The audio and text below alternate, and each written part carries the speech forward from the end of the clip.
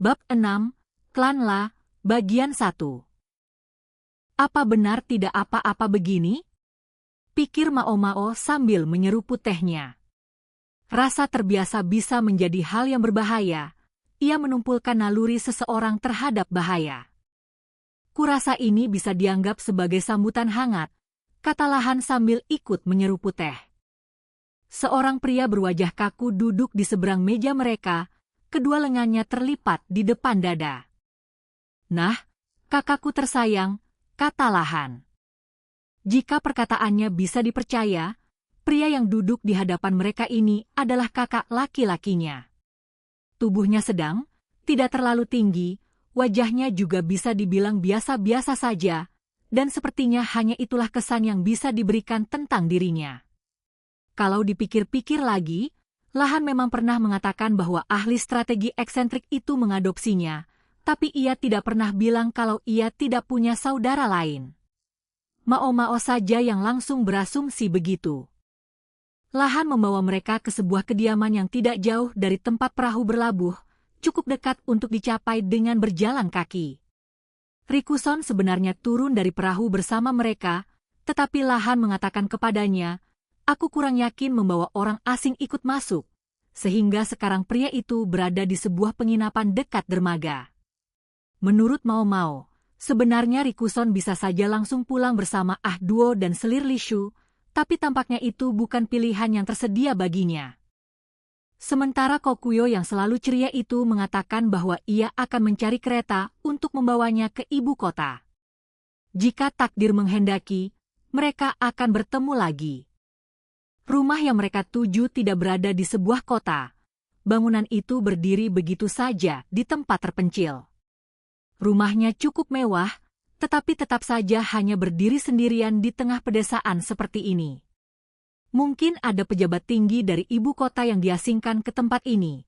Bagi orang seperti itu, pasti rasanya sangat memalukan. Apa benar tidak apa-apa kita tiba-tiba datang ke tempat seperti ini? Mao Mao bisa melihat ladang tanaman di sekeliling mereka.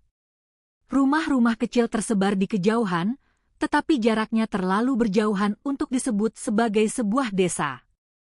Tanaman yang tumbuh di ladang itu adalah sesuatu yang jarang Mao Mao lihat. Bentuknya mirip binduet, tetapi binduet biasanya dianggap sebagai gulma karena hampir tidak pernah menghasilkan buah. Namun tanaman ini, apapun itu, jelas sengaja ditanam di area yang sangat luas. Kira-kira tanaman apa itu? Saat mereka sedang menuju rumah, mereka berpapasan dengan pria ini di jalan. Pria itu menatap mereka dengan ekspresi seperti baru saja melihat bencana, lalu menyeret mereka ke sebuah gudang kecil di dekat sana. Di sanalah mereka berada sekarang. Sedangkan soal teh, Teko sudah ada di tempat itu, jadi mereka hanya meminjamnya. Aromanya tidak aneh, jadi kemungkinan besar aman diminum. Meski begitu, rasa tehnya tidak biasa, kemungkinan besar sesuatu yang dipanggang. Tempat itu tampaknya merupakan bengkel kecil yang digunakan untuk pekerjaan ladang. Peralatan bertani yang tersusun rapi menunjukkan betapa telitinya sang pemilik. "Kenapa kau ada di sini?" tuntut pria itu. "Kenapa? Apa adik kecilmu sendiri tidak boleh datang berkunjung?" kata Lahan. Mao Mao sendiri curiga alasan sebenarnya mereka datang adalah karena Lahan mencium adanya peluang uang. "Ayah ada? Aku ingin bicara dengannya." "Ayah? Maksudmu, ayah, bermata rubah milikmu itu?" "Bukan. Maksudku ayah. Sekadar informasi, ayah angkatku yang terhormat sedang berada di ibu kota." Kakak Lahan terdiam, sampai akhirnya ia menghantam pintu dengan keras. "Pergi dari sini dan pulang. Sekarang juga, sebelum mereka menemukanmu." "Kejam sekali. Sudah lama sekali kau tidak melihat adik kecilmu. Kau bukan anak ayahku lagi." Percakapan mereka terdengar agak tidak masuk akal. Mao Mao membuka tutup teko dan melihat ke dalamnya. Alih-alih daun teh, ia menemukan jelai yang telah dipanggang. Oh, begitu, pikirnya dengan kagum. Jadi itu salah satu cara menggunakannya. Maka Lahan terus menyeruput minumannya dengan santai sementara kakaknya marah-marah dan menyuruhnya pulang. Sementara itu, Mao memeriksa tanaman merambat yang tergeletak di sudut bangunan kecil tersebut. Sepertinya tanaman itu sama dengan yang ditanam di ladang luar. Sulurnya telah dipotong dan dimasukkan ke dalam ember. Setelah diperhatikan baik-baik, tampak seperti ada akar, jadi mereka berencana menanamnya kembali. Daunnya benar-benar mirip binduet, tetapi rupanya tanaman itu sesuatu yang berbeda. Mao mulai memeriksa rak-rak di sana. Ada sesuatu tentang ladang itu yang terus menarik perhatiannya dan tidak mau hilang dari pikirannya. Di rak, yang ia temukan hanyalah ember dan kain led, jadi ia melihat keluar melalui jendela. Meskipun bayangan gudang kecil itu jatuh ke arah sana, ia bisa melihat pot-pot berisi tanaman Morning Glory muda. Tapi ini juga bukan Morning Glory. Ada banyak Morning Glory tumbuh di belakang gudang. Apakah itu hanya tanaman hias? Atau mungkin keluarga ini membuat obat darinya? Biji Morning Glory dikenal sebagai Qianyuzi dan digunakan sebagai pencahar serta peluruh kencing. Namun, biji itu bisa cukup beracun dan harus ditangani dengan hati-hati. Ketika kakak Lahan melihat Mao mengintip keluar jendela, ia langsung membantingnya hingga tertutup. Apa yang kau lakukan? Tidak ada. Hanya penasaran dengan Morning Glory itu. Memangnya kau ini siapa? Sedikit terlambat untuk menanyakan itu. Dia adik perempuanku, kakakku tersayang, kata Lahan. Aku orang asing sepenuhnya, Tuan, jawab Mao. Jadi yang mana? Kakak Lahan mengepalkan tangannya. Mao dan Lahan saling memandang, lalu Mao berkata, dia benar-benar mudah dipancing emosinya. Benar, kan? Orang seperti dia sudah jarang ada, dia benar-benar memberikan reaksi yang kau harapkan saat kau menggodanya. Hentikan. Aku sama sekali tidak mengerti apa yang kalian berdua bicarakan. Kakak Lahan menghentakkan kakinya. Menggodanya memang benar-benar menyenangkan. Lahan menuangkan lebih banyak teh dari teko dan menawarkannya kepada pria itu. Kakaknya langsung meminumnya dalam sekali teguk, lalu melemparkan cangkirnya, minuman itu pasti sangat panas. Mao berjalan mengambil kembali wadah minum dari kayu tersebut. Reaksi yang luar biasa. Sangat sesuai dengan contoh klasik, katanya. Benar, kan? Kau pikir orang seperti dia ada di mana-mana, tapi ternyata tipe seperti ini cukup langka. Sialan, aku tidak mengerti satu kata pun, seru kakaknya, lidahnya sampai menjulur keluar dari mulut. Baiklah, cukup bersenang-senang dengan mengorbankan kakak. Saatnya kembali ke masalah utama.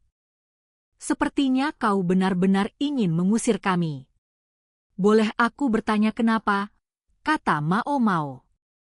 Maksudku, aku mengerti kalau kau mungkin membenci pria ini karena mengkhianati keluarga kandungnya dan bergabung dengan ahli strategi rubah yang mengerikan itu. Kau salah besar, adik kecil. Dia kurang lebih benar, tapi bukan itu masalahnya. Kurang lebih benar, kakak, kata Lahan, terlihat benar-benar terluka. Apa dia sungguh tidak menyadarinya? Kakaknya mengabaikannya dan malah menatap Mao. Dia memanggilmu adik perempuan. Berarti kau anak lakan? Mao menjawab dengan ekspresi yang benar-benar menyeramkan. Kakak Lahan menggigil dan mundur. Mao, jangan melihat kakakku tersayang seperti itu. Kau bisa membuatnya terkena serangan jantung. Sudah kubilang, jangan. Nada Lahan terdengar seperti sedang berbicara kepada anak kecil, dan itu justru membuatnya semakin kesal. Mao memalingkan wajah dari mereka berdua dan kembali meminum tehnya. Kakak Lahan duduk, wajahnya tampak tegang. Ia menarik napas dalam beberapa kali untuk menenangkan diri. Ia membuka mulut untuk bicara, tetapi Mao Mao menatap tajam ke arahnya. Pria itu meletakkan tangan di dahinya dan memilih kata-katanya dengan hati-hati. Dengar, sebenarnya tidak penting siapa kalian, kalian harus pergi dari sini secepat mungkin. Dan kalau kau memang orang yang dikatakan Lahan, maka semakin besar alasanmu untuk pergi. Dari nada bicaramu, sepertinya ini bukan masalah kecil, kata Lahan. Kalau kau mengerti itu, berhentilah berdebat dan pergi. Namun diperlakukan seperti itu justru hanya akan membangkitkan rasa penasaran seseorang. Kacamata Lahan berkilat. Kakak, apa yang terjadi? Lebih aman kalau kau tidak bertanya. Kami hanya ingin tahu apa yang sedang terjadi. Setelah itu kami akan bersikap baik dan pulang. Kalau aku memberitahumu, kalian tidak akan bisa lolos. Kakak, cara bicara seperti itu justru akan menghasilkan kebalikan dari yang kau inginkan, pikir Mao Mao. Seiring percakapan berlanjut, Lahan terus mencoba membujuk kakaknya untuk mengeluarkan informasi yang ia inginkan. Pada akhirnya, Mao Mao menduga, ia pasti akan mendapatkan kebenarannya. Hanya saja, alur cerita berubah lebih dulu. Pintu terbuka dengan suara berderak, memperlihatkan seorang pria tua bertongkat, seorang wanita paruh baya, dan beberapa orang yang tampaknya adalah pelayan. Kupikir aku mendengar keributan di sini, kata wanita itu sambil menyipitkan matanya ke arah Mao Mao dan Lahan. Wajah kakak Lahan langsung memucat. Sudah lama sekali, Lahan. 3 tahun, kalau ingatanku tidak salah. Memang sudah lama sekali. Lahan maju dan membungkuk dalam-dalam. Ibu. Kakek. Ibu. Kakek, pikir Mao Mao. Dengan kata lain, mereka adalah keluarga yang dulu diusir dari ibu kota.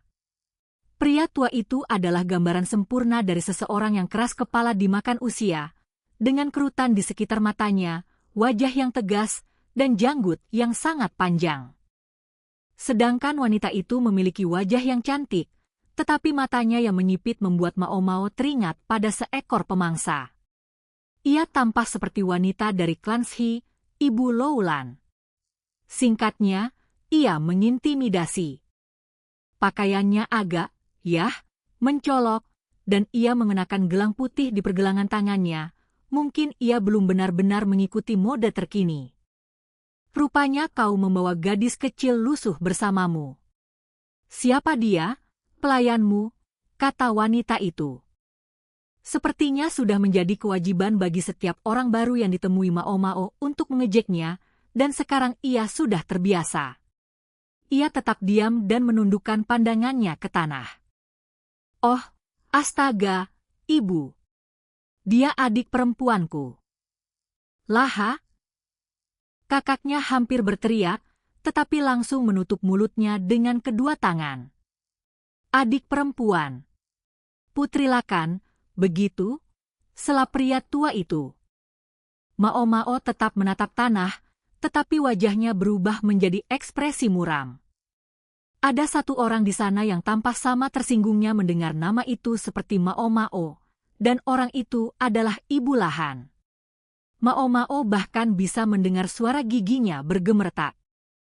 Ya, benar, jawab Lahan dengan sukarela.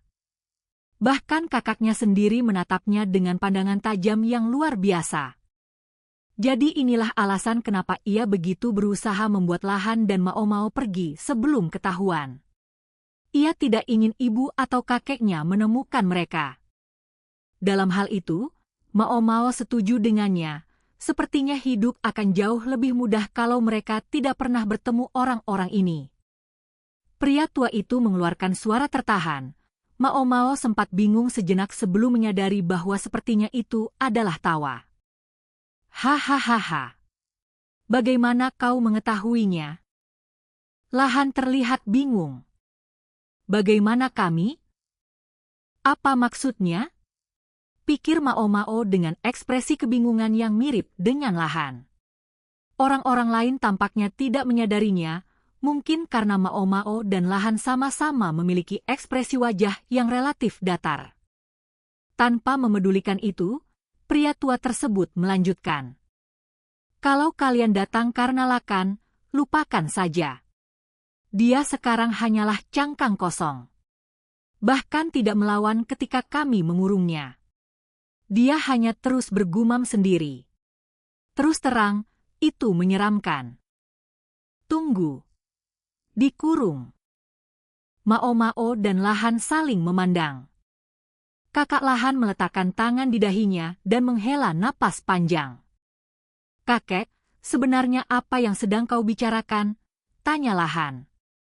Oh, jangan pura-pura bodoh. Ayah angkatmu memang orang aneh, tapi bahkan kau pasti mulai curiga ketika dia tidak kembali selama 10 hari penuh. Itu sebabnya kau datang ke sini, bukan? Mao Mao tidak benar-benar memahami apa yang sedang terjadi, tetapi ia mengerti bahwa semuanya terdengar seperti masalah yang merepotkan. Dan jika pria tua ini, kakek Lahan, bisa dipercaya, maka orang aneh itu sedang dikurung di suatu tempat. Bukan berarti Mao Mao langsung percaya. 10 hari penuh sebenarnya tidak berarti banyak bagi kami, kakek. Aku dan Mao Mao sama-sama sudah meninggalkan ibu kota lebih dari sebulan, kata Lahan sambil menggaruk belakang lehernya. Pria tua itu perlahan menoleh menatap Mao Mao. Kau bercanda. Mao Mao mengambil sebuah kotak kecil dari barang bawaan mereka, lalu membukanya untuk memperlihatkan sebuah pot berisi tanaman yang sangat tidak biasa. Itu adalah kaktus kecil yang ia terima. Kalian tidak akan menemukan tanaman ini di sekitar sini, setidaknya belum sekarang, katanya. Mereka juga memiliki selai gooseberry dan beberapa benda lain, tetapi menurutnya segumpal makanan tanpa bentuk tidak akan cukup meyakinkan. Kami juga punya bulu dan sutra, tambahnya. Ibu dan kakek Lahan menatap tanaman itu, sesuatu yang belum pernah mereka lihat sebelumnya. Ya, itu adalah benda yang dengan sangat meyakinkan mengatakan, oleh-oleh dari barat. Kau bercanda, ulang kakek. Untuk apa kami berbohong kepadamu, kata Lahan. Kami juga membawa cerutu. Mao. Ia juga membuka sebagian barang bawaan mereka.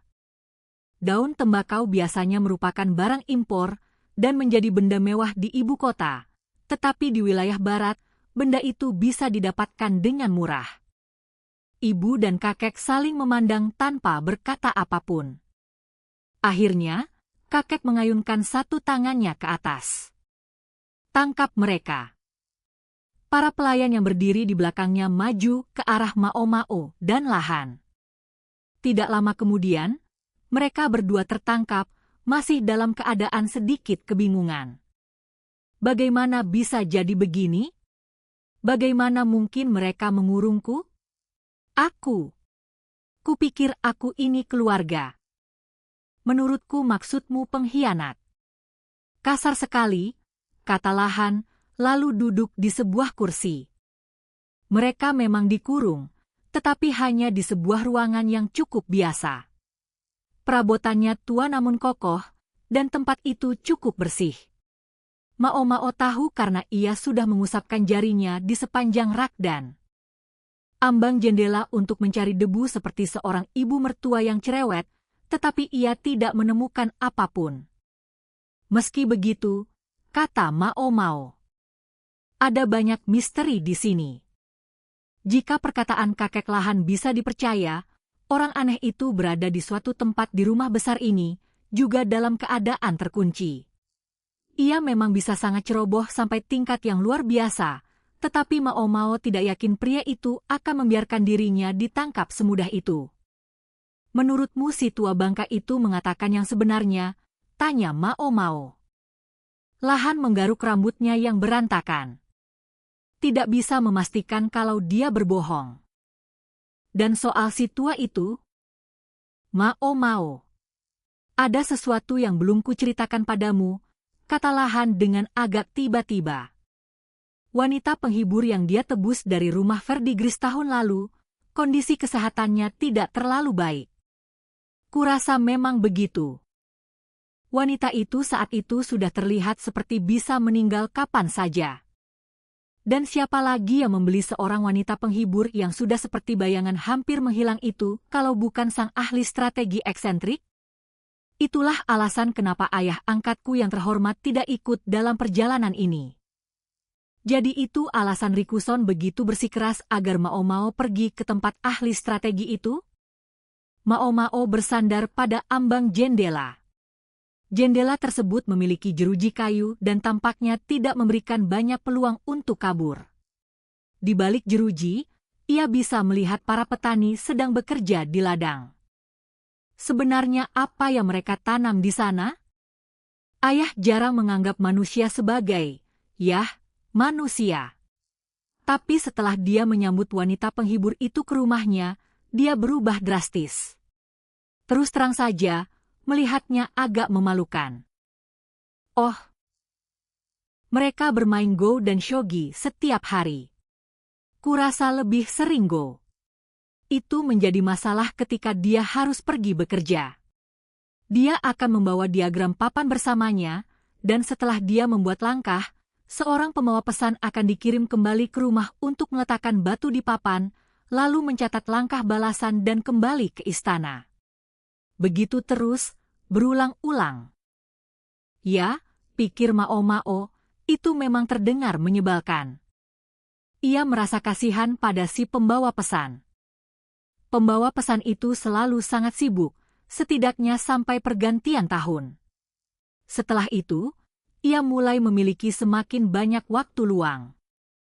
Apapun yang ingin kau katakan, itu tidak ada hubungannya denganku. Ia tidak percaya ahli strategi eksentrik itu akan begitu saja membiarkan dirinya ditangkap, diseret pergi dari wanita penghibur yang begitu ia sayangi. Dengan kata lain, waktunya memang sudah tiba. Wanita itu kemungkinan besar sudah meninggal. Mungkin ia bahkan berhasil bertahan lebih lama dibandingkan jika ia dibiarkan menghabiskan hari-hari terakhirnya di distrik hiburan. Mungkin pemikiran seperti itulah yang membuat Mao Mao bisa terlihat begitu tenang. Bagi orang lain, ia bahkan mungkin tampak dingin, tetapi jika seseorang berkecimpung dalam dunia pengobatan, mereka akhirnya harus menghadapi kematian orang-orang secara rutin. Kalau seseorang menghabiskan seluruh waktunya menangisi hal itu, ia tidak akan pernah bisa melangkah ke pasien berikutnya. Meski ada juga orang yang tetap meneteskan air mata setiap kali, pikirnya. Ada orang yang, meskipun mungkin akan lebih mudah jika mereka membiasakan diri, tidak pernah bisa melakukannya. Ada orang yang tidak pernah belajar untuk sekadar menerima kenyataan. Orang seperti ayah angkatnya. Menurut Mao Mao, itu tidak praktis, bahkan bodoh. Tetapi justru karena itulah ia begitu menghormatinya.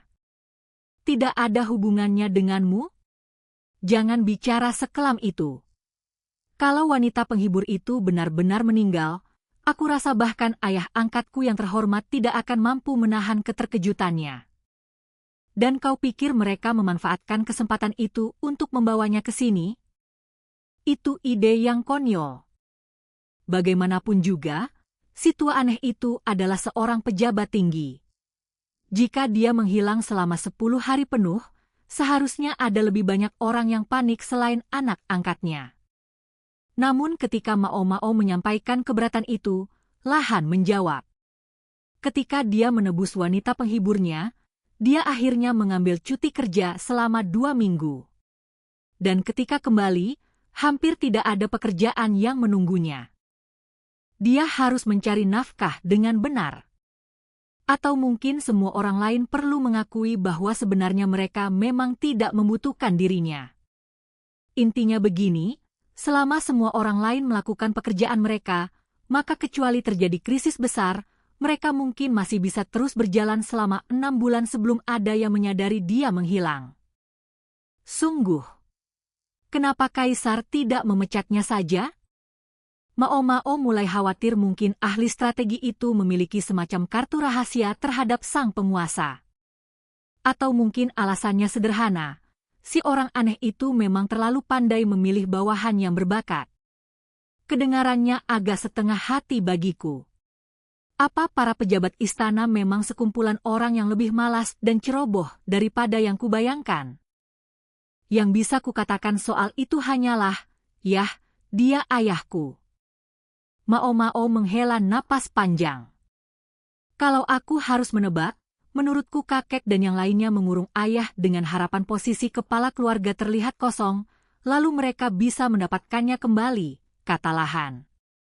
Politik keluarga bukan bidangku. Bagaimana mereka menentukan siapa yang menjadi kepala klan? Ia pernah mendengar bahwa si tua aneh itu merebut posisi kepala keluarga dari kakek Lahan, tetapi ia tidak memahami detailnya. Mungkin ada semacam dokumen yang terlibat, sesuatu yang menunjukkan siapa pemilik apa. Biasanya, di antara klan-klan bernama, ada sebuah benda yang diwariskan bersama dengan nama keluarga. Siapapun yang memilikinya adalah kepala klan, dan mereka membawanya saat menghadap ke istana. Tentu saja, mereka tidak pergi ke istana setiap hari, hanya pada kesempatan khusus. Biasanya pusaka itu disimpan di tempat yang aman. Ketika kepala keluarga berganti, kepala sebelumnya akan menemani kepala yang baru saat mereka secara resmi memberi salam kepada kaisar. Aku tahu mereka bilang ayah, mencuri, posisi kepala keluarga, tetapi sebenarnya prosedur itu tetap dilakukan. Bagaimana dia bisa melakukan itu? Dari apa yang sudah ia lihat tentang kakek Lahan, pria itu tidak tampak seperti tipe yang akan menyerahkan jabatannya dengan tenang. Apa dia benar-benar dengan sopan pergi bersama, yah, orang itu untuk menemui kaisar? Itu cukup sederhana, kakek dipaksa turun. Kau tahu, dia bukan orang yang menyukai angka-angka indah. Biar ku tebak, kau yang menemukan buktinya. Mao Mao bertanya-tanya apakah tidak sopan jika ia menanyakan keras-keras berapa usia Lahan saat itu. Apa yang dilakukan kakek itu, yah, hanya hal kecil, jadi hanya dia sendiri yang akan dihukum. Kakek mengatakan pengungkapan itu akan mencoreng nama keluarga, tapi ayah hampir tidak peduli dengan hal-hal seperti itu. Jadi, kakek dijatuhkan dari posisinya, dan ia bisa memilih antara turun sebagai seorang kriminal atau menyerahkan posisi kepala keluarga, dan orang yang membantu menempatkannya dalam posisi itu tidak lain adalah cucunya sendiri. Angka yang indah, memang. Lahan kemungkinan besar menikmati membantu si tua aneh melakukan semua penelitian itu. Aku tiba-tiba mengerti kenapa mereka tidak memperlakukanmu seperti keluarga di sini. Maaf? Perubahan topik yang aneh sekali. Dan pria itu sendiri bahkan tidak menyadarinya. Ya, dia memang keponakan si orang aneh itu. Baiklah, tapi mereka sudah menghabiskan waktu selama ini hidup tenang di tempat terpencil ini, kan? Kenapa mereka memutuskan bertindak sekarang? Aku bisa memikirkan beberapa kemungkinan. Lahan mulai menghitung dengan jarinya. 1. Dokumen publik di negara ini dihancurkan setelah 10 tahun. Atau mungkin bisa dibilang rusak karena waktu. Apapun yang tidak terlalu penting memang tidak dijaga dengan baik. Bukti yang kutemukan tentang uang kecil yang dicuri kakekku hanya berarti jika mereka bisa membandingkannya dengan dokumen-dokumen itu. Ia mengangkat jari lain.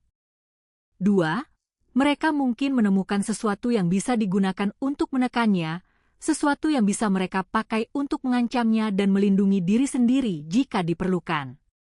Meski tentu saja mereka mengambil risiko membuatnya murka.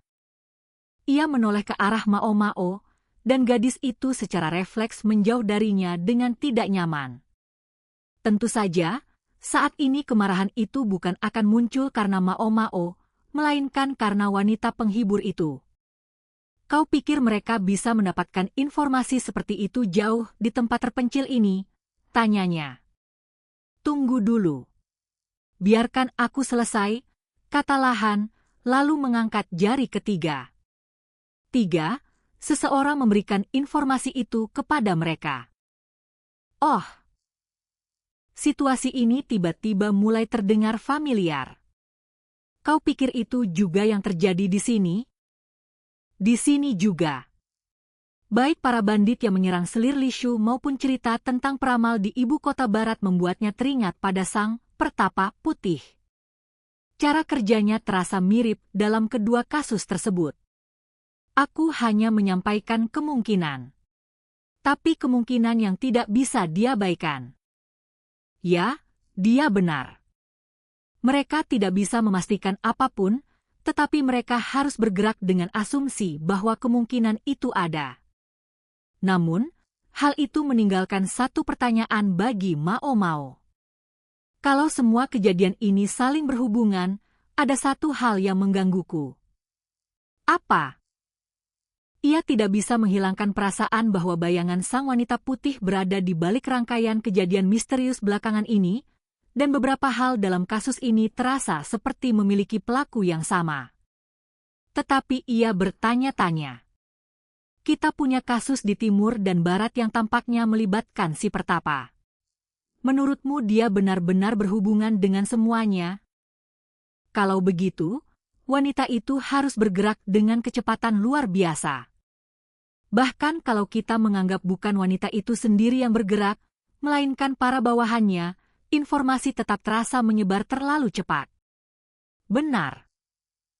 Peramal di ibu kota barat mungkin memang bertindak sangat mirip dengan wanita putih, tetapi bagaimana ia bisa mendengar tentang saudari tiri selir Lishu yang berada jauh di timur? Kalau mereka saling berbagi informasi, bagaimana caranya? Pertanyaan itu masih belum terjawab. Bagaimana kalau wanita putih memiliki rekan di ibu kota? Tanyalah Han. Kalau begitu, ia akan bisa mengetahui siapa saja yang akan bepergian ke barat. Lalu bagaimana kita menjelaskan keberadaan si peramal itu sendiri? Dia sudah ada di sana setidaknya 10 hari lalu. Itulah masalahnya. Rasanya mustahil, Han mengerang. Meski begitu, gumam Mao Mao sambil menatap keluar jendela. Meski begitu apa? Tanyalah Han. Aku tidak bisa berhenti bertanya-tanya apakah mereka akan memberi kita makan, katanya sambil melihat ke arah ladang. Para petani masih bekerja dengan rajin. Kekhawatiran Mao Mao ternyata tidak terbukti. Mereka diberi makanan, dan rasanya tidak buruk. Bahan-bahannya cukup baik, ada daging dan ikan. Ikan itu sedikit asin. Semakin jauh seseorang pergi ke pedalaman, semakin sering ia menemukan makanan laut yang diasinkan. Ikan di ibu kota diambil segar dari laut lalu dikirim kepada para penikmat makanan menggunakan kuda cepat, jadi orang hampir tidak pernah melihat makanan laut yang diawetkan di sana. Yang ternyata mengejutkan lezat adalah roti wijen. Isinya bukan pasta wijen, melainkan sesuatu seperti kastanye yang dihancurkan atau kacang merah. Isiannya kental dan manis, mungkin mereka menggunakan madu atau sirup untuk memberikan tekstur seperti itu. Tidak, tunggu. Apa ini, ubi manis? Pikirnya sambil mengunyah makanan itu dengan penuh perhatian. Kalau begitu, semuanya masuk akal. Bahkan Mao Mao, yang sebenarnya bukan penggemar makanan manis, memakan 2 roti itu. Sementara Han melahap tidak kurang dari 5 buah. Lihat dirimu. Aku hampir terkesan, kata Mao Mao. Sebagai informasi, menggunakan otak membuat seseorang menginginkan makanan manis, jawab Han, lalu memasukkan 1 roti lagi ke dalam mulutnya. Aku penasaran apakah keluarga di sini memang suka makanan manis, kata Mao Mao. Ubi manis adalah bahan makanan yang tidak biasa. Karena pernah tinggal di rumah verdigris dan istana belakang, Mao Mao pernah menemukannya sebelumnya, tetapi bahan itu tidak mudah ditemukan di pasar. Bahan-bahan lain dalam makanan itu cukup biasa, mungkin orang-orang di sini memang sangat memperhatikan isiannya. Tidak juga. Setidaknya aku tidak ingat mereka seperti itu. Maksudku, bukan berarti mereka membenci makanan manis juga. Mao menyeruput teh setelah makan. Kali ini rasanya bukan jelai panggang, melainkan daun teh sungguhan. Kemudian, menangkap sebuah pikiran yang lewat di kepalanya, ia berkata, "Kurasa kita belum melihat ayahmu. Sebenarnya apa yang terjadi dengannya? Ya, apa yang sedang dia lakukan? Aku juga ingin bertemu dengannya," kata Lahan sambil menjilat minyak dari jari-jarinya ketika berbicara. Hal itu mengingatkan Mao pada ahli strategi bermata rubah dan membuatnya memasang wajah tidak senang. "Menurutmu ayahmu itu ikut terlibat dalam semua ini?" tanyanya. Kurasa tidak. Ayah angkatku hanya meminta agar kursi kepala klan dikosongkan. Tapi rumor memang mudah menyebar, dan kakekku adalah pria yang penuh harga diri. Dia merasa tidak bisa lagi tinggal di ibu kota. Ayahku sebenarnya bisa tetap tinggal di sana kalau dia mau. Dia hanya memilih untuk tidak melakukannya. Sebuah fakta yang tampaknya membuat ibumu sama sekali tidak senang. Lahan tersenyum sinis. Ya, kakeklah yang memilih ibu. Hubungan dia dan ayah angkatku seperti minyak dan air. Akan lebih mengejutkan kalau mereka justru berteman, pikir Mao sambil membayangkan wanita tajam itu dan merasa sedikit kasihan. Aku jadi mempertanyakan keputusan mereka memasukkan kita berdua ke ruangan yang sama. Kuharap setidaknya mereka memberi kita tempat tidur terpisah, kata Mao. Kalaupun mereka membuat kita tidur di ruangan yang sama, memangnya kenapa? Bukannya akan terjadi sesuatu. Kau benar soal itu. Hanya itu yang bisa dikatakan tentang masalah tersebut. Mereka berdua saling memandang seolah tidak percaya mereka sedang melakukan percakapan seperti ini. Ngomong-ngomong, kau dan adik kaisar itu. Kurasa aku akan tidur, kata Mao sambil menjatuhkan diri ke tempat tidur di sampingnya. Hei, lalu aku tidur di mana? Ada sofa di sana. Kau seharusnya lebih menghormati orang yang lebih tua. Kupikir orang yang lebih tua seharusnya memanjakan anak-anak. Lahan jelas memiliki masalah dengan pengaturan ini, tetapi Mao tidak membiarkannya mengganggunya. Sebaliknya, ia berbaring di tempat tidur, mencoba menyusun fakta-fakta di kepalanya.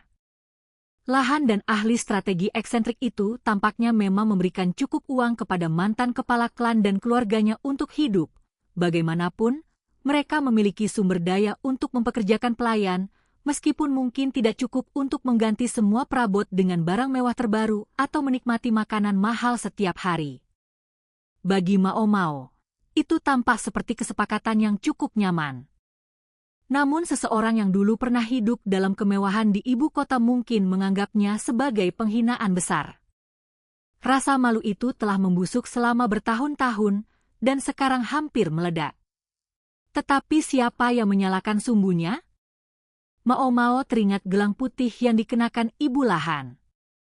Ia tidak melihatnya dengan jelas, tetapi benda itu mengingatkannya pada lilitan tali putih seperti ular. Ia berharap itu hanya kesalahpahaman, tetapi benda itu membangkitkan kembali kenangan buruk. Pertapa, itu benar-benar gigih, pikir Mao. Dia seperti hantu, jejaknya seolah muncul di mana-mana. Hampir cukup untuk membuat Mao percaya bahwa wanita itu benar-benar memiliki kemampuan supernatural untuk berada di banyak tempat sekaligus. Mao tertidur sambil berharap seseorang segera menangkap wanita itu. Hal berikutnya yang ia sadari, hari sudah sore. Mao keluar dari kamar sambil menguap dan mendapati bukan hanya Lahan yang ada di sana, tetapi juga kakeknya yang menyebalkan. Kalau hanya si kakek saja, mungkin ia sudah menghantam tubuh pria tua itu dan mencoba melarikan diri, tetapi ia bisa melihat seorang pelayan berdiri di belakangnya. Wajah pria tua itu berubah ketika melihat Mao. Mungkin rambutnya masih berantakan setelah tidur? Atau ada kotoran mata? Mungkin bantal meninggalkan bekas di pipinya dan pria tua itu tidak menyukainya. Kita pergi, kata kakek, lalu meninggalkan ruangan sebelum Mao Mao sempat membantah. Ia dan Lahan saling bertukar pandang, tetapi karena pilihan lainnya kemungkinan hanya dikurung lagi, mereka pun mengikutinya. Sepertinya kau benar-benar putri Lakan, komentar kakek. Namun Mao Mao tidak mengatakan apapun. Tidak ada alasan baginya untuk menjawab. Meski begitu, perkataan tersebut membocorkan bahwa keluarga itu sudah mencari informasi selama ia tertidur. Ia bertanya-tanya bagaimana mereka bisa melakukannya, mengingat menurut perkiraannya ia tidur tidak lebih dari 4 jam. Pria itu benar-benar setengah gila, lanjut kakek. Apapun yang kami lakukan, apapun yang kami katakan, dia hanya bergumam sendiri. Bahkan tidak mencoba bicara dengan kami. Tapi namamu. Setidaknya namamu masih dia ingat. Langkah Mao Mao terhenti. Percakapan ini memberi petunjuk tentang siapa yang akan berada di tempat tujuan mereka, dan ia tidak menyukainya. Aku tahu kau tidak terlalu menyukainya, tapi sebaiknya kita pergi. Berdebat tidak akan membawa kita kemanapun sekarang, kata Lahan. Sayangnya, dia benar. Mao Mao mulai berjalan lagi. Mereka menuju sebuah bangunan di pinggir kediaman itu, dengan jendela besar berbentuk bulat yang dipasangi jeruji. Bagian dalamnya terlihat jelas, artinya mereka juga bisa melihat pria paruh baya kotor yang terbaring di lantai. Pria itu berbaring telentang, dagunya dihiasi janggut pendek yang berantakan. Rambut di kepalanya terurai ke belakang seolah ia menyingkirkannya karena kesal. Sebuah mangkuk kotor tergeletak di lantai di sampingnya. Butiran nasi menempel di pakaian dan jari-jarinya, seakan ia makan dengan tangan alih-alih menggunakan sumpit. Ayah, seru Lahan sambil berlari mendekati jeruji. Melihat pria itu yang jelas-jelas tidak dalam kondisi normal pasti mengguncang sesuatu dalam dirinya. Memang tampak ada sesuatu yang salah dengannya. Mulutnya terus bergerak, membentuk kata-kata tanpa suara, dia terlihat seperti pecandu yang sedang mengalami gejala putus obat. Rupanya Lahan memikirkan hal yang sama, karena ia langsung menoleh kepada pria tua itu. Kakek, aku tahu kau bilang ayah tidak mau mendengarkanmu, tapi kau tidak memberinya opium atau semacamnya, kan? HMPH, aku tidak bisa mengatakan apapun soal itu. Tapi aku memang ingin dia memberitahuku lokasi pusaka keluarga. Pria tua itu menatap Lahan dengan angkuh. Kemudian ia merentangkan kedua tangannya dan berkata, "Lagi pula, bukan aku yang memanggilnya. Dia yang memanggilku, dan aku pergi ke ibu kota untuk menemuinya. Dia sudah seperti ini ketika aku menemukannya." Mao Mao sebenarnya setuju dengannya, ini jelas bukan keracunan opium. Tidak ada pelayan atau siapapun di rumah itu. Hanya dia, si tua itu, membungkuk di atas papan go sambil bergumam sendiri. Menurut kakek, ia membawa ahli strategi itu ke sini dengan alasan tidak ada orang lain di sekitarnya. Tidak ada orang? Pikir Mao Mao. Ia melihat ke arah Lahan, itu terdengar tidak mungkin. Apa dia sampai harus memecat semua pelayannya atau semacamnya karena terlalu banyak utang dan tidak bisa membayar mereka? Tidak. Dia tetap mempertahankan jumlah minimum pelayan rumah. Dia membutuhkan seseorang untuk memasak dan membersihkan rumah, juga untuk merawat pasien. Namun kemudian Lahan menambahkan, "Tapi, aku memang sudah memperkirakan hal seperti ini mungkin terjadi." Apa yang dia maksud? Lebih tepatnya, siapa yang ia maksud? Pasti wanita penghibur yang dibawa pulang oleh ahli strategi itu tahun lalu. Para pelayan mungkin semuanya pergi, tetapi wanita itu seharusnya masih berada di sana, dan ahli strategi bermata rubah tidak mungkin pergi begitu saja meninggalkannya sendirian di rumah. Fakta bahwa dia berada di sini dengan keadaan seperti kehilangan jiwanya pasti berarti wanita penghibur itu sudah meninggal. Dia terlihat seakan seluruh jiwanya telah meninggalkan tubuhnya, namun tubuh itu masih bergerak. Ia tampak sedang menghadapi sesuatu yang tidak bisa dilihat. Seolah ia sedang duduk di hadapan seseorang yang sudah tidak ada lagi. Tidak bisakah kau melakukan sesuatu untuknya, Mao Mao? Tanya Lahan. Hanya untuk sesaat, ahli strategi eksentrik itu tersentak. Namun kemudian ia kembali melanjutkan gumaman tanpa henti. Keadaannya buruk. Kalian berdua seharusnya bisa dianggap sebagai anak-anaknya. Apa kalian tidak tahu di mana pusaka keluarga itu berada? Tuntut kakek. Aku khawatir kau boleh berteriak sebanyak yang kau mau, Tuan, tapi, kata Lahan sambil menggelengkan kepala. Mao Mao lebih langsung. Aku tidak tahu. Ia juga menggelengkan kepala. Kalau begitu mungkin kau ingat ini. Pria tua itu mengambil setumpuk kertas dari lipatan pakaiannya. Kertas-kertas itu dipenuhi semacam angka. Lakan membawa ini bersamanya. Hal semacam ini adalah keahlianmu, Lahan. Angka-angka ini pasti menunjukkan lokasi tersembunyi atau semacamnya. Pria tua itu tampaknya yakin bahwa angka-angka tersebut adalah semacam kode. Lahan mengambil kertas itu dan menyipitkan matanya saat melihatnya. Mao Mao ikut mengintip dari balik bahunya. Mereka berdua langsung tahu apa itu. Di setiap kertas terdapat 2 angka yang berdampingan, dan jumlah halamannya mencapai puluhan.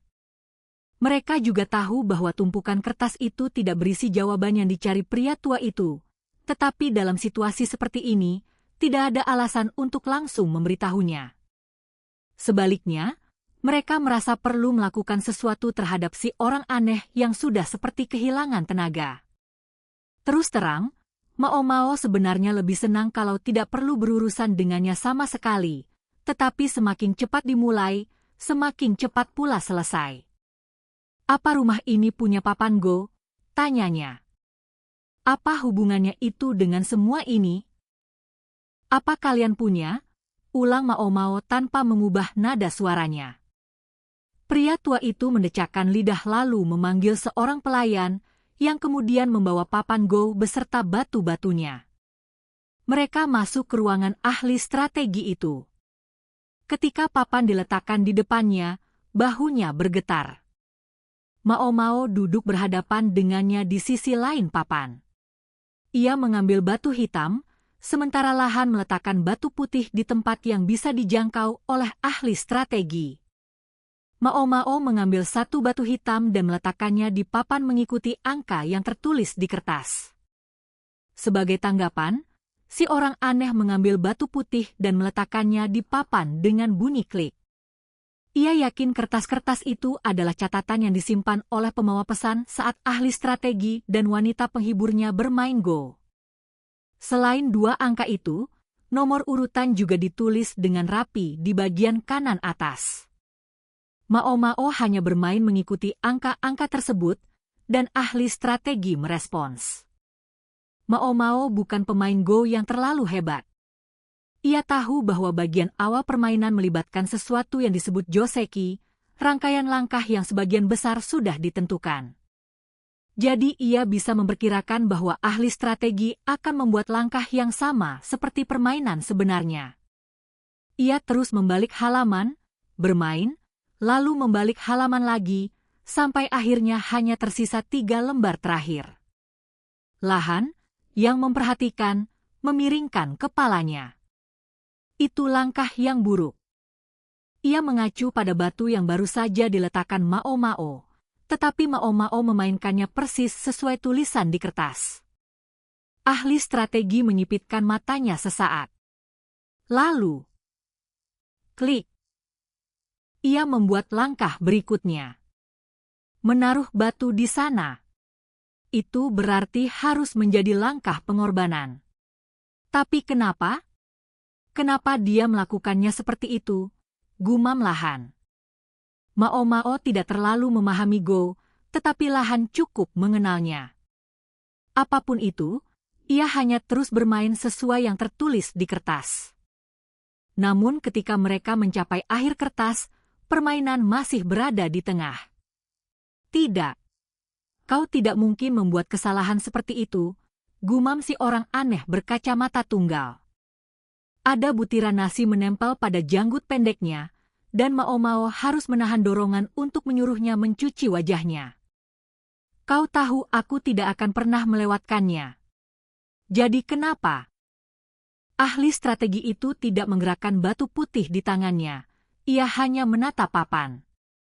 Setelah beberapa saat dalam keheningan, Mao Mao bergumam. Mungkin dia hanya bosan dengan langkah biasa. Ia tidak tahu banyak tentang Go, tetapi selama bertahun-tahun panjang keberadaan permainan itu, sudah terbentuk pengetahuan umum. Dalam posisi papan seperti ini, kau sebaiknya bermain begini. Lalu pemain lain juga akan membalas dengan cara tertentu. Memang benar, biasanya seseorang akan melakukan ini dalam situasi seperti ini. Lalu balasannya di sini, kemudian hitam bergerak ke sini.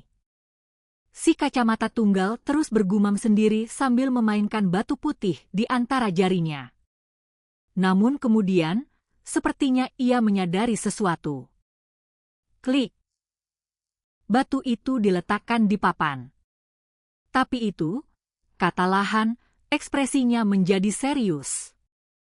Rupanya itu juga bukan langkah yang bagus. Tanpa kertas sebagai panduan, Mao Mao tidak lagi tahu harus bermain di mana. Jadi ia justru menggeser mangkuk berisi batu hitam ke arah ahli strategi. Pria itu mengambil satu dan meletakkannya di papan. Klik. Lahan, yang jelas lebih memahami Go dibandingkan Mao Mao, melipat kedua lengannya dan memperhatikan. Awalnya ia tampak ragu, tetapi salah satu langkah berikutnya sepertinya memicu sesuatu dalam pikirannya, dan matanya melebar. Hei! Ini bukan waktunya duduk santai bermain-main, teriak kakek tiba-tiba. Cepat dan diam, kata Lahan. Permainannya baru mulai menarik. Ia memperhatikan papan dengan ekspresi serius. Mulai menarik? Si orang aneh itu sedang bermain melawan dirinya sendiri. Meski begitu, dalam pikirannya, tampaknya ada orang lain yang memegang batu hitam. Warna perlahan kembali ke wajahnya yang sebelumnya pucat seperti hantu. Satu-satunya suara yang terdengar hanyalah bunyi klik batu di atas papan. Satu langkah. Lalu langkah berikutnya. Dan berikutnya lagi. Akhirnya, si orang aneh berhenti. Kita sudah memasuki akhir permainan. Ia menurunkan tangannya seolah menunjukkan bahwa ia selesai bermain. Kemudian ia menyipitkan mata melihat papan. Hasilnya sudah cukup jelas. Termasuk komi 5,5 poin, hitam menang dengan selisih 1,5 poin. Lahan juga melihat papan itu. Benar juga. Dia tepat, katanya. Rupanya ia bisa menghitung wilayah dalam permainan Go secepat ia melakukan semua jenis perhitungan lainnya. Ahli strategi itu menarik lututnya ke dada dan menyandarkan dagunya di atasnya. Ia menggulirkan batu Go di antara jari-jarinya, masih menatap papan. Aku terus bertanya-tanya. Aku terus bertanya pada diriku sendiri, bagaimana mungkin kau pergi sebelum permainan terakhir kita selesai? Kau selalu benci kalah. Aku yakin kau tidak akan pergi sebelum semuanya berakhir. Kata-kata itu seolah mengalir keluar begitu saja dari mulutnya. Dan aku bertanya-tanya, kenapa kau membuat langkah seperti itu? Aku yakin itu pasti sebuah kesalahan, meskipun aku tahu kau tidak akan pernah melakukan kesalahan.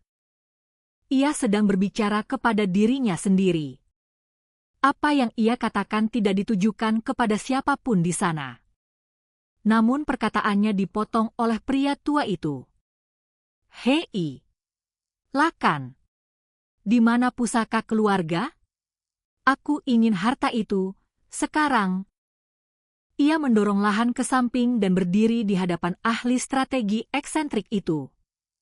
Ahli strategi menatapnya dengan pandangan muram selama sesaat dan bergumam. Kau batu go yang cukup berisik. Namun kemudian ia menepukkan kedua tangannya dan berkata, "Ah, ayah, apakah itu kau? Ayah, apakah itu kau? Hah? Kau bahkan tidak ingat wajah orang tuamu sendiri." Namun itu bukan masalah mengingat. Pria itu memang tidak bisa membedakan wajah seseorang dengan yang lain. Orang tua? Ah, iya. Ya, itu mengingatkanku. Suaranya terdengar benar-benar tidak fokus, tetapi ia mengambil sebuah bungkusan kain dari balik pakaiannya. Aku khawatir aku memberitahumu ini agak, terlambat, tapi aku sudah mengambil seorang istri. Di dalam bungkusan itu terdapat rambut. Panjangnya sekitar 5 san, diikat dengan sebuah ikat rambut. Mao tahu milik siapa rambut itu. Wajah kakek berubah merah padam dan ia mengayunkan tongkat di tangannya ke arah pelipis ahli strategi. "Ayah," seru Lahan sambil berlari maju. Mao mengambil sapu tangan dari lipatan pakaiannya sendiri. Tongkat itu meluncur dari pelipis ahli strategi, menyapu pipinya, dan akhirnya mengenai hidungnya. Ia tidak menerima pukulan langsung ke wajah, tetapi hidungnya tetap mengeluarkan darah. "Kau selalu seperti ini. Kau tidak pernah mendengarkan apa yang kukatakan, hanya mengoceh tentang hal-hal yang tidak masuk akal. Dan tepat ketika kupikir kau benar-benar hanya peduli pada dirimu sendiri. Ini. Apa ini?" Kakek menunjuk tumpukan kertas itu. "Apa kau mengejekku lagi?" "Aku tidak mengejekmu. Inilah alasan aku memanggilmu." Mao menduga setidaknya bagian itu benar. Pria itu mungkin sering mempermalukan dirinya sendiri di istana, tetapi ia merasa bahwa dia tidak melakukan hal yang sama terhadap pria tua ini. Kakek Lahan tadi mengatakan bahwa ahli strategi itu memanggilnya, ternyata inilah alasannya. Namun, itu adalah sudut pandang sang ahli strategi. Terkadang orang memang tidak bisa saling memahami, meskipun mereka adalah orang tua dan anak. Pria tua itu dan ahli strategi eksentrik terlalu berbeda. "Terserah. Pusakanya. Cepat keluarkan pusaka itu." Sekarang kakek benar-benar marah besar. Ia kembali menggenggam tongkatnya, dan sebuah bilah muncul dari dalamnya. Itu adalah pedang tersembunyi dalam tongkat. "Kau tahu apa yang akan terjadi kalau kau tetap tidak mau memberitahuku, kan?" Ahli strategi itu mendongak. Namun bukan ke arah bilah pedang. Matanya tertuju pada sesuatu yang lain. "Mao? Apa yang kau lakukan di sini?" Jadi akhirnya dia menyadari keberadaannya. Mungkin dia tidak akan pernah menurut seperti tadi kalau ia sudah menyadarinya sejak awal. Itu hanya menunjukkan betapa dalamnya ia tenggelam dalam permainannya. "Jadi kau datang untuk menemui ayahmu?" "Tidak." Mao berharap pria itu bisa fokus pada situasi yang sedang mereka hadapi. "Ah, Mao ada di sini. Hari ini kita harus mengadakan pesta," kata ahli strategi itu sambil menggenggam potongan rambut tersebut. Kemudian ia mengarahkan tangan itu kepada Mao. "Tidakkah kau ingin mengatakan sesuatu? Satu kata saja, kepada ibumu." Ia menatap Mao dengan ekspresi yang sangat aneh. Dengan wajahnya yang kurus, lelah, dan janggutnya yang kotor, tiba-tiba ia terlihat jauh lebih tua. Biasanya, Mao mungkin hanya akan mengabaikannya, tetapi kali ini, secara mengejutkan, ia menundukkan kepalanya dengan hormat ke arah rambut tersebut. Tidak, ia tidak punya apapun untuk dikatakan. Tetapi setidaknya ia bisa melakukan sebanyak itu. "Jangan abaikan aku, sialan!" teriak pria tua yang murka itu sambil mengayunkan pedang tongkatnya. Usia memang sudah melemahkannya, tetapi dulu ia adalah seorang prajurit, dan tubuhnya masih lebih kuat daripada yang mungkin mereka kira. Yang berhadapan dengannya adalah seorang ahli strategi yang merupakan prajurit namun menyerahkan semua pekerjaan nyata kepada bawahannya. Seorang pejabat sipil sejati yang senjata pilihannya adalah Sempoa dan Mao Mao, yang sama sekali tidak yakin dirinya akan berguna dalam sebuah pertarungan. Ketiga orang lemah itu langsung berpencar, dan hanya itu yang bisa mereka lakukan untuk menghindari pria tua itu beserta ayunan tongkatnya. Para pelayan berdiri di belakang kakek, tetapi jelas mereka tidak berniat membantu siapapun. Mao Mao mencari tempat aman, bersembunyi di balik sebuah tiang. Namun kemudian, mereka mendengar sebuah suara yang pelan dan tenang. "Simpan itu. Berbahaya. Bagaimana kalau kau benar-benar mengenai seseorang?" Mao Mao melihat ke arah suara itu dan menemukan pria tua tersebut melayang di udara, kedua kakinya menendang-nendang. Ia tergantung dari sepasang tangan kasar yang menggenggam lengannya. Orang yang menahannya adalah seorang pria berkulit gelap terbakar matahari dengan sapu tangan terikat di lehernya. Pakaiannya menunjukkan bahwa ia seorang petani, mungkin orang yang Mao Mao lihat dari jendela kamarnya. Ia tinggi, bahunya lebar, dan tubuhnya sangat kuat, tetapi matanya lembut dan tenang. "Hei, apa yang kau lakukan? Lepaskan aku." "Ya, ya. Setelah kau memberikan pedang itu kepadaku," kata petani bertubuh besar itu. Ia mengambil senjata itu dari tangan pria tua tersebut dan memasukkannya kembali ke dalam tongkat. "Kapan kau punya waktu membuat benda seperti ini?" gumamnya. Para pelayan, bukannya mencoba membantu kakek, justru tampak sangat lega melihat petani itu. "Siapa dia?" pikir Mao Mao. Namun pertanyaannya segera terjawab. "Sudah lama sekali, Ayah," kata Lahan sambil menundukkan kepala. "Ah, kau terlihat sehat. Walaupun aku menemukanmu dalam keadaan yang agak sulit. Gadis di sana, apa dia keponakanku?" Petani itu melemparkan tongkat pedang kepada salah satu pelayan, lalu wajahnya yang memang sudah lembut menjadi semakin hangat. Pria itu tampak seperti seekor beruang, tetapi kehadirannya terasa hangat dan menenangkan. "Bolehkah aku menganggap yang baru masuk ini adalah adik laki-lakiku?" kata ahli strategi eksentrik sambil tersenyum. "Boleh saja, meskipun aku berharap suatu hari nanti kau bisa mengenali siapa aku," kata ayah Lahan sambil tersenyum pahit.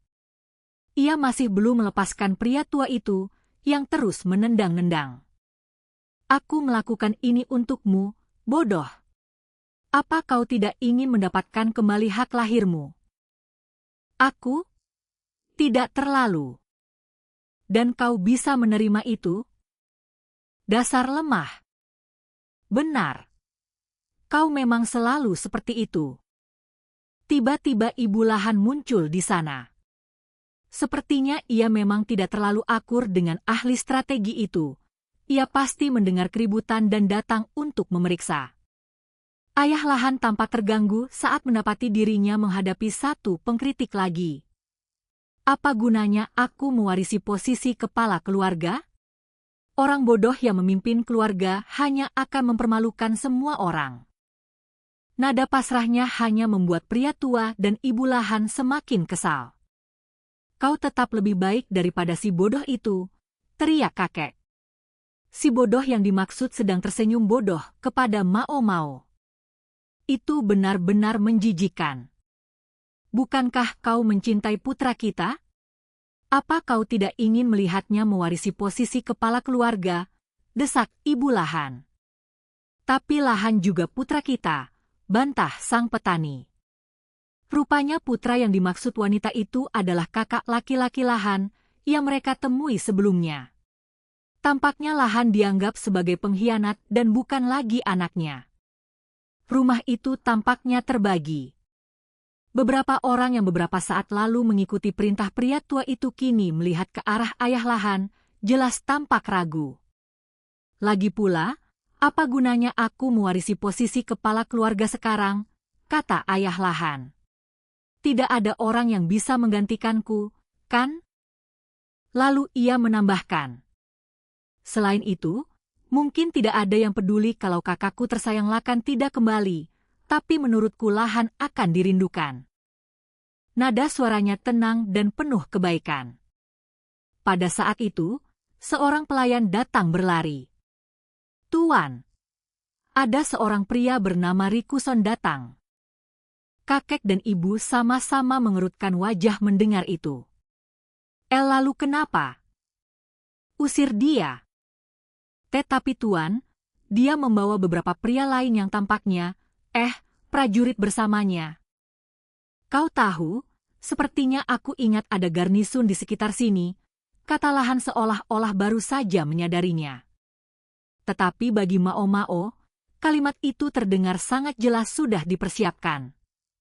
Sial! Apa kau sudah memperhitungkan itu saat memutuskan datang ke sini? Oh, tidak, sama sekali tidak. Meskipun tampaknya hal itu memang cukup membantu. Nada santainya semakin menyulut kemarahan kakek. Pria tua itu menghantam dinding dengan tangan keriputnya. Aku dikelilingi orang-orang bodoh. Tidak berguna. Seluruh keluargaku adalah aib. Sekarang ia menghentakkan kaki begitu keras sampai seolah-olah bisa menembus lantai. Aku punya satu putra yang tidak pernah tahu dengan siapa dia berbicara, dan satu lagi yang mengira dirinya petani. Terkutuklah rahim yang melahirkan mereka berdua. Seharusnya aku punya satu anak laki-laki lagi, mungkin yang itu akan tumbuh dengan benar. Amarah pria tua itu tidak menunjukkan tanda-tanda akan mereda. Orang-orang yang mendengarnya menolak menatapnya. Dengan perkataan seperti itu, bahkan ibu Lahan terlihat menarik bibirnya dengan jijik. Dan lalu ada Luomen, tidak pernah bisa menggunakan pedang, lalu membiarkan dirinya dimutilasi. Apa tidak ada satupun orang di sekitar sini yang layak mendapatkan waktuku? Tiba-tiba Mao bergerak. Ia melesat keluar dari balik tiang, mengambil mangkuk di lantai, sisa sup milik ahli strategi. Sesaat kemudian, ia sudah berada di depan kakek. Lalu ia menumpahkan makanan busuk itu ke seluruh tubuh pria tua tersebut. Apa yang kau lakukan? Amuk kakek. Ia menampar Mao dengan telapak tangan terbuka, membuat pipinya terasa terbakar. Mao tersandung mundur. Mao, teriak ahli strategi. Ia mencoba menangkapnya, tetapi Mao menghindarinya dengan gesit. Tangan pria tua itu memang tidak berhasil ia hindari, tetapi dari ahli strategi, ia bisa kabur dengan mudah. Aku hanya tidak suka nada bicaramu, kata Mao dengan suara pelan. Itu memang tindakan yang salah, jadi kalau ia dipukul karenanya, ia harus menerimanya. Tetapi ia ingin menghentikan pria tua itu menghina ayahnya. Aku tidak akan membiarkanmu mengatakan satu kata buruk lagi tentang ayah angkatku. Maksudku, tolong tutup mulut. Dasar gadis kecil kurang ajar. Kau pikir kau siapa? Siapa? Pikir Mao. Menurutnya, justru pria tua itulah yang tidak memahami siapa dirinya. Tanpa pusaka itu, kau hanyalah seorang pria tua lemah yang tidak tahu bagaimana memiliki kepercayaan diri terhadap dirinya sendiri, kata Mao sambil tersenyum. Bibirnya terluka, tetapi itu hanya masalah kecil.